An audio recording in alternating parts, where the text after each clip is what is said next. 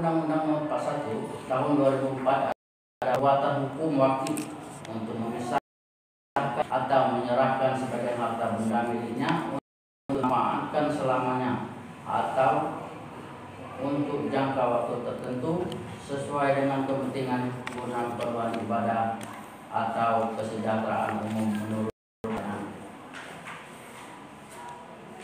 wakaf. Menurut kompilasi hukum Islam adalah perbuatan hukum seorang atau kelompok atau badan hukum yang memisahkan sebagian dari benda miliknya dan melembagakan untuk selama-lamanya guna kepentingan ibadah atau keperluan umum lainnya sesuai dengan ajaran Islam. Jenis penelitian ini adalah penelitian yang memfokuskan data dari lapangan atau riset, yaitu mengkaji tentang respon opini sosial mengenai suatu peraturan hukum yang diterapkan pemerintah. Seberapa besar sebuah aturan tersebut mempengaruhi pola pikir masyarakat.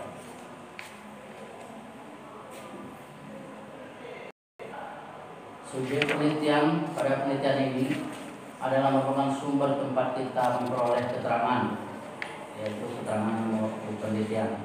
Sedangkan objeknya penelitian merupakan pokok persoalan atau permasalahan yang akan diteliti dan dianalisis. Di sini sumber data adalah menggunakan data primer, yaitu data yang langsung dikumpulkan dari objek penelitian langsung dan survei yang diajukan kepada responden, yaitu populasi. Data sekunder yaitu bahan-bahan hukum yang sifatnya menunjang untuk dapat memberikan petunjuk dan penjelasan terhadap bahan hukum primer dan sekunder.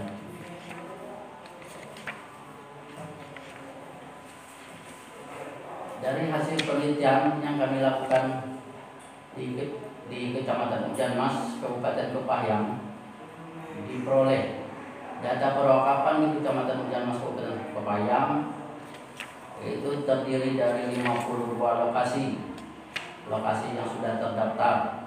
Data perwakapan yang pertama musola total sebanyak 6 lokasi, masjid sebanyak 21 lokasi, sekolah atau madrasah sebanyak 8 lokasi, pesantren belum ada, makam sebanyak 8 lokasi, dan lembaga sosial lainnya sebanyak 6 lokasi, berjumlah 52 lokasi, dan belum terdaftar itu sebanyak 6 lokasi. Proses pendaftaran status di tanah wakaf di Kecamatan Hujan Mas pada dahulunya masih menggunakan secara lisan dan tulisan, tetapi tidak ditembuskan kepada pemerintah. Oleh karena itu banyaknya kejadian yang menghasilkan perebutan atau pemanfaatan lahan wakaf yang tidak sesuai dengan peraturan undang-undang. Oleh karena banyak kejadian pengalih fungsian, maka dianjurkan dan dilaksanakanlah pendataan tanah wakaf oleh beberapa unsur dan didaftarkan melalui AIW yang pada awak kecamatan. Baru-baru ini sudah terdaftar 52 lokasi yang sudah terdaftar. Ada beberapa upaya yang telah dilakukan terhadap tanah wakaf, yaitu proses pengadministrasian tanah wakaf tersebut dengan melakukan pendaftaran tanah wakaf sehingga sertifikat tanah wakaf, pembersihan lahan atau tempat yang selama ini vakum atau tidak dikelola sama sekali sehingga pemanfaatan tanah wakaf bisa menjadi maksimal. Yang ketiga, selalu dianjurkan dan diberi pemahaman tentang betapa pentingnya status tanah wakaf yang diakui oleh negara. Dan keempat, perlu adanya peran aktif dari pihak pemerintahan.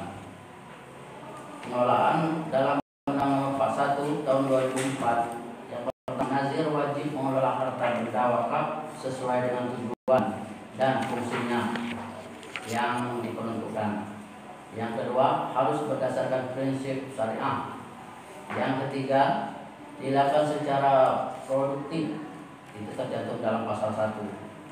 Yang keempat, perubahan peruntukan harus atas izin BWI. Pengelolaan tanah wakaf pada Kecamatan Mas masih berkisar objek berupa tanah yang harus disesuaikan dengan peruntukan pertama yang tercantum. Hambatan-hambatan yang kami alami, yang kami dapat dari beberapa responden tentang hambatan dalam pendaftaran tanah wakaf. Yang pertama, kurangnya perhatian nazir terhadap. Yang kedua, kurangnya perhatian pemerintah dalam mengembangkan tanah wakaf. Demikian untuk sementara yang bisa kami paparkan. Selanjutnya kami kembalikan ke Ketua Sidang.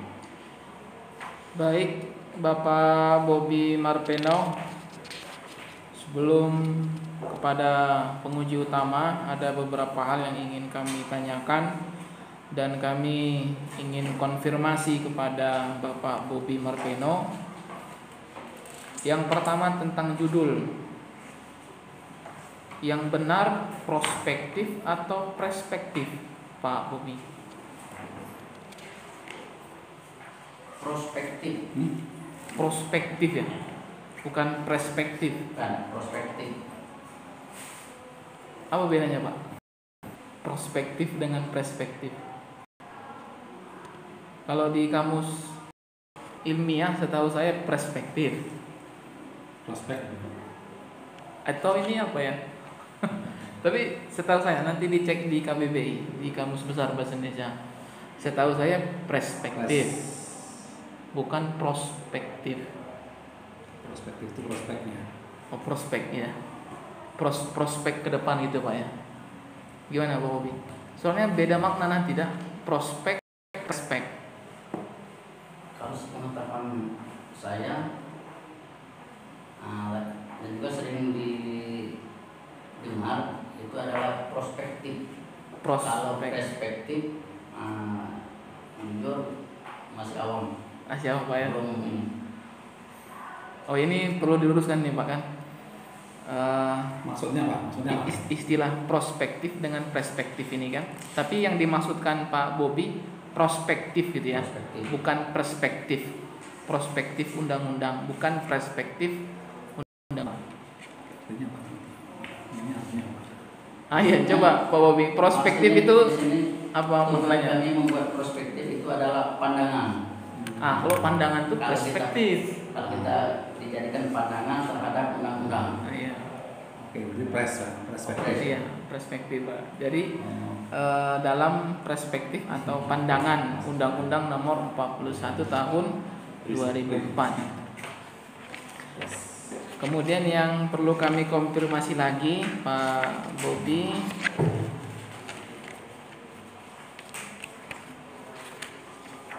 yaitu dijudulkan status dan pengelolaan.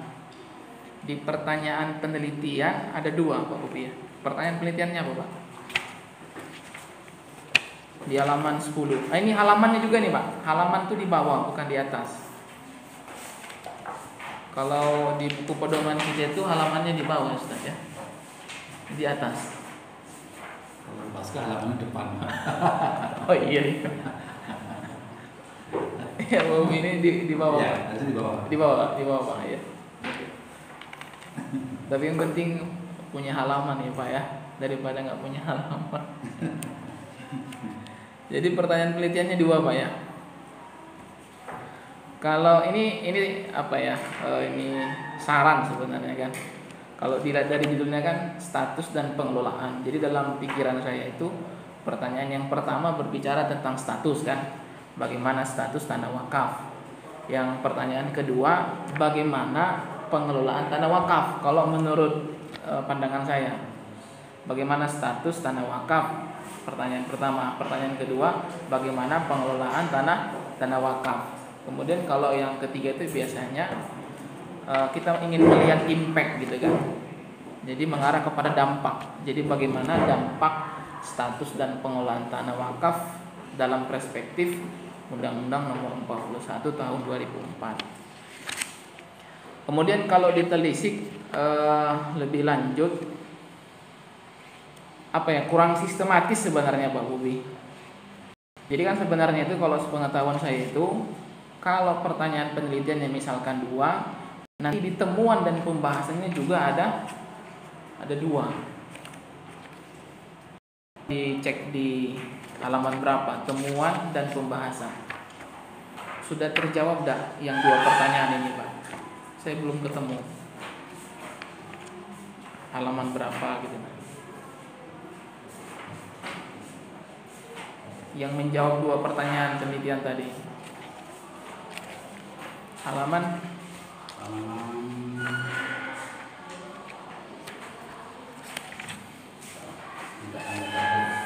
halaman berapa?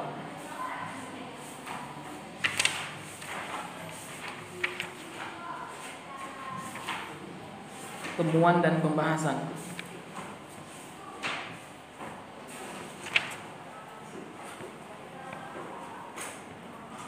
Ada, Pak? Halaman 91. Halaman 91.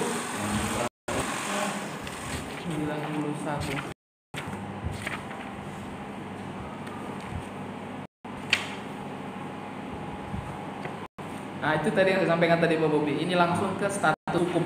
Maksud saya itu kan pertanyaan penelitiannya 2. Jadi di temuan dan pembahasan itu juga 2. Temuan pertanyaan pertama dan pembahasannya, kemudian temuan pertanyaan kedua dan pembahasannya. Jadi sistematis ya. Kalau status hukum wakaf kan sebenarnya kalau dilihat dari pertanyaan penelitian kan bukan jawaban utama dia. Nah itu tadi Pak. Jadi harus sistematis. Kemudian apa ya? Sistematika penulisan, misalkan kalau dia kutipan cara itu harus spasi 1, di sini tidak spasi 1. Kemudian banyak yang apa ya? Yang enternya terlalu ke bawah.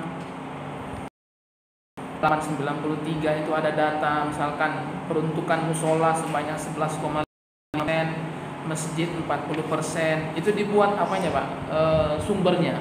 Data mana gitu nah. Di halaman 92 misalkan. Di halaman 93. Nah itu Pak Bobi. Lebih kepada apa ya, sistematika penulisan, kemudian sistem supaya berapa pertanyaan penelitian harus sesuai dengan temuan dan pembahasannya. Sama nanti mengarah kepada yang betul itu metodologi penelitian. Kalau ini memang field research, penelitian lapangan, pendekatan yang digunakan itu apa gitu kan? Itu ada yang deskriptif, fenomenologis, ada yang pendekatan secara hukum dan lain sebagainya, kan harus diungkapkan di metodologi. Baik Pak Bobi, itu saran dari kami untuk perbaikan. Dan satu lagi Pak, transliterasi gitu nah. Itu kan transliterasi dari Arab Latin, dengan ada tuh peraturan Menteri Agama. Karena di sini kan banyak menggunakan istilah berbahasa Arab. Mauquf, wakaf, itu kan istilah-istilah dalam bahasa Arab. Jadi perlu dibuat pedoman transliterasi. Itu ada Pak, peraturan Menteri Agamanya, setahu saya ada. Jadi nanti kita merujuk ke situ. Baik Pak Bobi, kita lanjutkan pembahasan lebih lanjut kepada Bapak Penguji Utama. Kami mohonkan kepada Bapak Profesor Dr. Haji Budi Isworo, kami persilakan Prof. Terima kasih. Assalamualaikum warahmatullahi wabarakatuh. Waalaikumsalam warahmatullahi wabarakatuh.